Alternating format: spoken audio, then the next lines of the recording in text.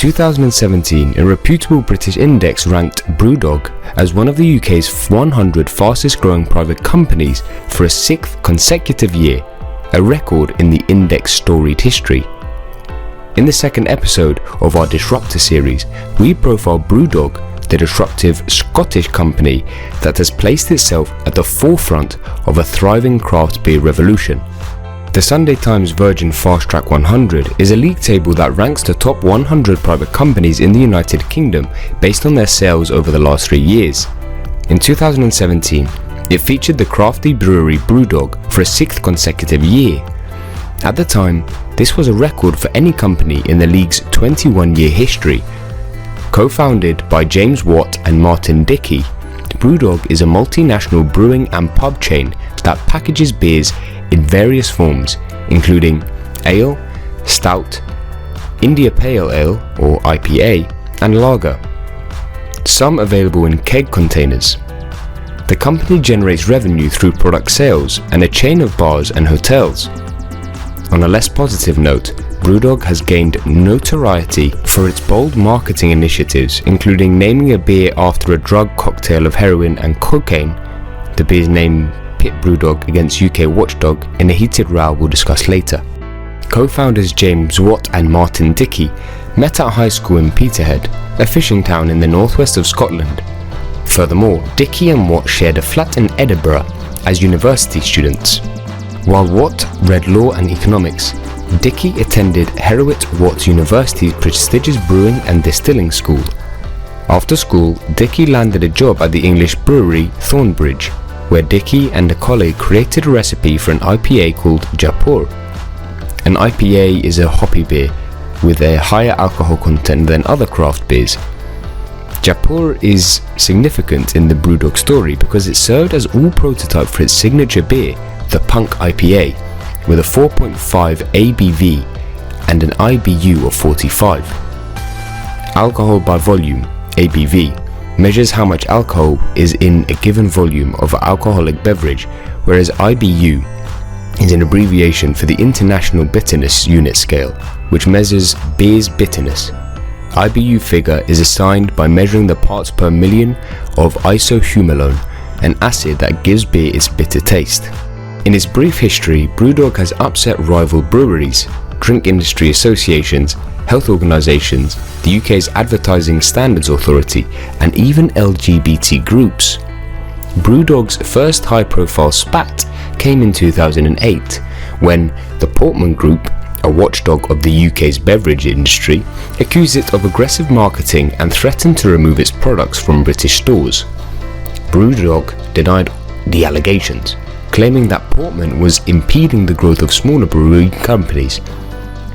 In December 2008, following an 8-month-long dispute and the preliminary adjudication that initially went against the Brewdog, Portman eventually cleared the brewery and permitted it to continue marketing its products.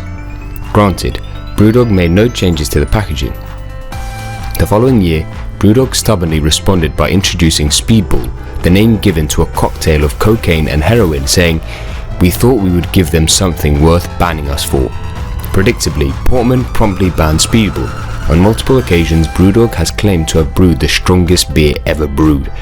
Most of those moves drew criticism from Portman. Give the video a thumbs up if you admire Brewdog's unapologetic personality. Irrespective of these scandals, Brewdog has taken giant strides since its inception. As of March 2021, the company has raised approximately $100 million through various crowdfunding and private equity rounds. Moreover, it exports around 60 countries, has a turnover of about £200 million according to its 2020 accounts, and employs approximately 1,000 people globally. In April 2017, TSG Consumer Partners, a private equity firm, purchased a 22% stake in Brewdog for about £213 million. This acquisition pegged Brewdog's valuation at around $2 billion at the time, a figure which should be higher today. It is impossible to tell the Brewdog story without mentioning the crowdfunding campaign it first launched in 2010, dubbed Equity for Punks. The campaign, which we will highlight later, allowed the public to invest in the brewery. equity for punks is hugely responsible for Brewdog's rapid growth in its early stages. If you're enjoying this video, check out our free trend reports, link in bio. So, how did the company start? Co-founder Watt Dickey had the good fortune of meeting the late beer writer Michael Jackson in 2005 at a beer showcase in London organised by his employer. Impressed by the taste of his beers, Jackson's commendation gave Dickey the encouragement he needed to launch his own business. Dickey quit his job at Thornbridge and returned to Scotland in 2006. Here, he and Watt began homebrewing, while also devising what would prove to be an extremely successful business plan. In November 2006, Brewdog started operations on a small industrial estate in Fraserburgh after scraping together their savings and loan from the local council. Drawing inspiration from US breweries, most notably San Diego-based Stone Brewing and Ballast Point, Brewdog began to develop the kind of beers unheard of in the UK at the time. The original Punk IPA was a riot of mango, grapefruit and pineapple flavours. But it wasn't just their beer that drew inspiration from San Diego's best.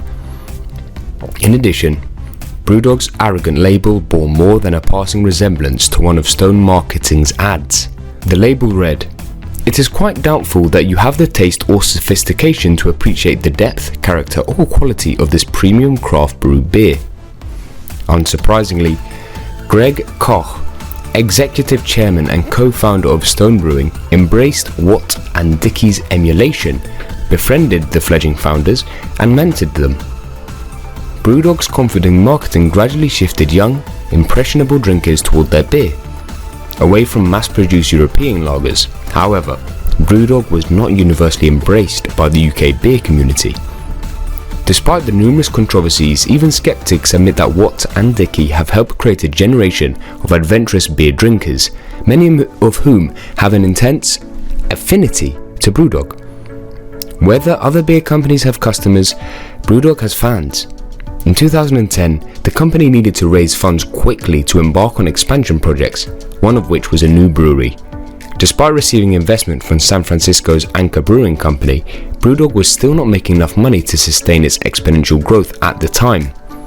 In a post-recession market where banks weren't keen to fund upstarts, the leadership considered alternative investment options and eventually turned to their fans in 2010. The company used its fan base to support a new financial model, raising crowdfunding capital without being bound by financial targets set by banks or investors. The scheme, called Equity for Punks, allowed people to invest in the brewery for as little as £95. Perks included everything from lifetime discounts in its bars to door delivery of limited release beers. Equity for Punks, which is now open for a fourth round of investment, has become one of the world's biggest and most successful crowdfunding platforms, with 120,000 ardent investors purchasing shares. Today, crowdfunders own approximately 22% of the privately held company.